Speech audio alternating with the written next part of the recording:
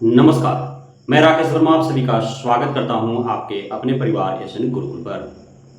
बिहार में शिक्षा विभाग ने जो गलतियां की, उन गलतियों का परिणाम बिहार के सरकारी विद्यालयों के प्रधानाध्यापकों को भुगतने के लिए मजबूर कर रही है। मैंने पूर्व में भी एक वीडियो बना करके आप सभी को अवगत कराया था कि किस प्रकार से आउटसोर्सिंग एजेंसियों के माध्यम से जो कार्य सरकारी विद्यालयों में कराए गए, चाहे वह कार्य जीर्णोद्धार का हो, भवन निर्माण का हो, पेयजल आपूर्ति का हो, प्रीफैब निर्माण का हो, बस्ता उपलब्ध कराने का हो, बेंच डेस्क उपलब्ध कराने का हो, अन्य उपस्कर उपलब्ध कराने का हो, थाली उपलब्ध कराने का हो या अन्य कोई भी हो, इन सारे कार्यों में व्यापक स्तर पर कमीशनखोरी, घूसखोरी, घोटालेबाजी चली है।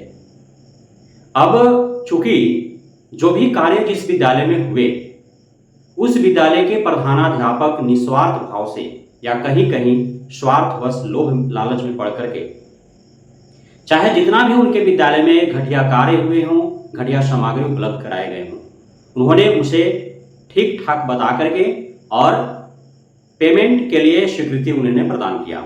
तत्पश्चात उस जिला के डीओ के द्वारा उस आउटसोर्सिंग एजेंसी को पेमेंट भुगतान कर दिए गए। अब उसके बाद के पाठक का जब दौर समाप्त हुआ, डॉक्टर एस सिद्धार्थ का जब दौर प्रारंभ हुआ, तो चूंकि शिकायतें के पाठक के रहते हुए ही आना आरंभ हो गए थे, समाचार पत्रों में छपे, जनप्रतिनिधियों के द्वारा आवाज उठाए गए, हम लोग के माध्यम से यूट्यूब के द्वारा यूट्यूब प्लेटफॉर्म पर आवाज उठाए गए, अन्य सोशल मीडिया प्लेटफॉर्म पर भी आवाजें बुलंद की गई कि के पाठक के दौर में आउटसोर्सिंग एजेंसियों के माध्यम से सरकारी विद्यालयों में जो भी निर्माण कार्य हो रहे हैं, जो भी सामग्रियां उपलब्ध कराई जा रही हैं, वो बेहद ही घटिया क्वालिटी के हो रहे हैं। इसमें व्यापक स्तर पर घोटालेबाजी का खेल चल रहा है, कमीशनखोरी घूसखोरी का खेल चल रहा है। अब जब जांच के घेरे में सरकारी विद्यालय और सरकारी विद्यालयों के प्रधानाध्यापक आ रहे हैं, तो भले ही शिक्षा विभाग ने गलती किया हो, भले ही डीओ ने गलती किया हो, क्योंकि प्रधानाध्यापकों की स्वतंत्रता नाम मात्र की थी। सारे कार्य किसी भी जिला में हो रहे थे तो जिला के डीओ के मार्फत ही हो रहे थे, उनके द्वारा ही आउटसोर्सिंग एजेंसियों का चयन किया जा रहा था और दबाव में प्रधानाध्यापकों को ला करके, उन पर दबाव बना करके, डरा धमका करके और कार्य करवाए जा रहे थे। लेकिन अंतिम रूप से दोषी किन्हें ठहराया जा रहा है? प्रधानाध्यापकों को। गाज किन पर गिर रहा है? प्रधानाध्यापकों का। तो अब एक दूसरा मामला भी सामने आया है, वह है शिक्षक भर्ती से जुड़ा हुआ। टीआरई 1, टीआरई 2 के माध्यम से हजारों की तादाद में फर्जी व अयोग्य शिक्षकों की भर्ती हुई है। इन फर्जी व अयोग्य शिक्षकों की भर्ती में किसी भी विद्यालय के प्रधानाध्यापक या प्रभारी प्रधानाध्यापक का रत्ती भर भी जवाबदेही या जिम्मेदारी नहीं है। बावजूद इसके आज इन्हीं पर गाज गिरने जा रहा है। अभी जो शिक्षा विभाग के द्वारा एक फरमान जारी किया गया है, उसमें साफ साफ लिखा हुआ है, और वह जो फरमान है वह प्राथमिक, मध्य, माध्यमिक, उच्च माध्यमिक, चाहे वह राजकीय हो, राजकीयकृत हो, चाहे वह अन्य कोई भी शिक्षा विभाग के अधीन संचालित सरकारी विद्यालय हों, सभी में बीपीएससी आयोग के माध्यम से टीआरई 1, टीआरई 2 के द्वारा शिक्षकों की भर्ती हुई है। अब यदि किसी भी विद्यालय में एक भी फर्जी शिक्षक पाया जाता है, एक भी अयोग्य शिक्षक पाया जाता है, तो उसका रिपोर्ट 24 घंटा के अंदर विभाग को सौंपने हैं। 24 घंटा के अंदर रिपोर्ट नहीं सौंपे जाते हैं और उसके बाद यदि किसी भी विद्यालय में कोई भी अयोग्य या फर्जी शिक्षक रह जाते हैं, बाद में पकड़े जाते हैं, तो जितने दिन वे विभाग से वेतन पाएंगे, वह वेतन का पैसा उस विद्यालय के प्रधानाध्यापक से वसूला जाएगा। अब प्रधानाध्यापकों की जिम्मेदारी बढ़ गई कि अपने विद्यालय के बीपीएससी आयोग के माध्यम से जो भी शिक्षक या शिक्षिका भर्ती हुए हैं, उनका सारा डॉक्यूमेंट्स को मंगाएं, सारे डॉक्यूमेंट्स का गहनता से वो जांच करें। खास करके सीटेट, बीटेट, एस्टेट के मार्क्स को लेकर के मार्गदर्शिका जारी किए गए हैं कि 1 to 5 और 6 to 8 में दूसरे राज्य के जो शिक्षक शिक्षिकाएं हैं, यदि उनका 60% अर्थात 90 अंक से कम है तो रिपोर्ट देना है उनका सूची के साथ, और साथ ही सारे डॉक्यूमेंट्स फोटोकॉपी जमा करने हैं, आधार कार्ड का भी फोटोकॉपी उनका जमा करना है। कहां? डीओ डीपीओ कार्यालय में।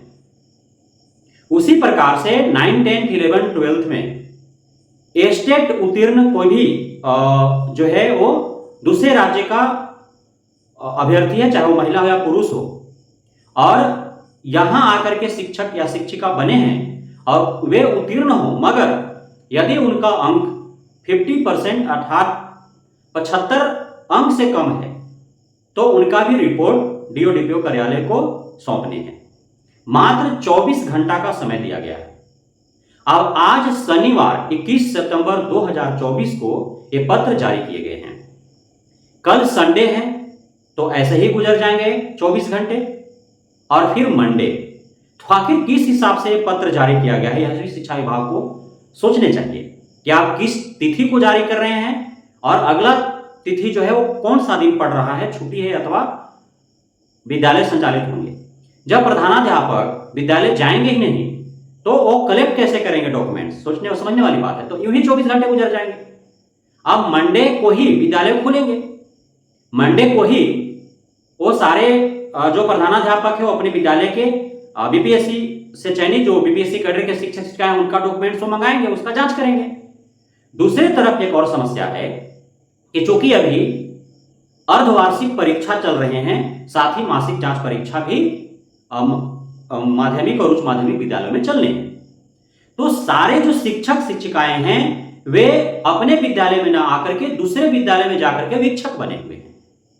अब वे जिस विद्यालय में वीक्षक बने हैं तो वहां से छोड़ करके वो कैसे डॉक्यूमेंट्स अपने विद्यालय में आकर के जमा कराएंगे, यह भी विचारणीय है। तो जैसे इतना दिन गुजरा वैसे एक हफ्ता और गुजर जाते, 30 तारीख के बाद ही यह सारे कवायद शुरू किए जाते तो बेहतर होता। अब तो अफरा तफरी मच जाएगा ना, क्योंकि सारे बीपीएससी कैडर शिक्षकों को डॉक्यूमेंट्स देने हैं और प्रधानाध्यापक जांच करेगा। और प्रधानाध्यापक डॉक्यूमेंट्स जांच करें कि वो परीक्षा का प्रबंधन करें, परीक्षा लें, यह सोचने वाली बात है। कुल मिलाकर के प्रधानाध्यापकों की जवाबदेही और जिम्मेदारी बढ़ी है। आउटसोर्सिंग एजेंसियों के माध्यम से जो भी उनके विद्यालय में कार्य हुए हैं उसका भी रिपोर्ट उनको सही सही देना है। पहले का रिपोर्ट और इस रिपोर्ट में यदि अंतर पाया जाता है तो उस पर भी प्रधानाध्यापकों के ऊपर कार्रवाई होंगे। दूसरा, जो बीपीएससी आयोग के माध्यम से नए नवेले जो शिक्षक शिक्षिकाएं हैं उनका सारा डॉक्यूमेंट्स मंगा करके स्वतः उनको जांच करने हैं। जिन भी दूसरे राज्य के शिक्षक शिक्षिकाएं हैं, यदि उनका सीटेट में 90 अंक से कम है और स्टेट में 75 अंक से कम है तो उसका सूची बना करके पूरे डॉक्यूमेंट्स का फोटोकॉपी, आधार कार्ड का फोटोकॉपी के साथ डीओ डीपीओ कार्यालय में उनको जमा कराने हैं। और आप शिक्षक शिक्षिकाएं जो दूसरे राज्य के हैं, यदि आपका सीटेट में 90 अंक से कम है, स्टेट में 75 अंक से कम है और आप शिक्षक शिक्षिकाएं बन बैठे हैं तो फिर आपका नियुक्ति रद्द कर दिया जाएगा। यह शिक्षा विभाग ने स्पष्ट कर दिया है। तो आप यदि अयोग्य हैं तो स्वतः आप बाहर निकल सकते हैं। बहुत बहुत धन्यवाद आप सभी साथियों का हमारे साथ जुड़े रहने के लिए, बढ़ने के लिए, इतना प्यार देने के लिए, हमें भरोसा बनाए रखने के लिए।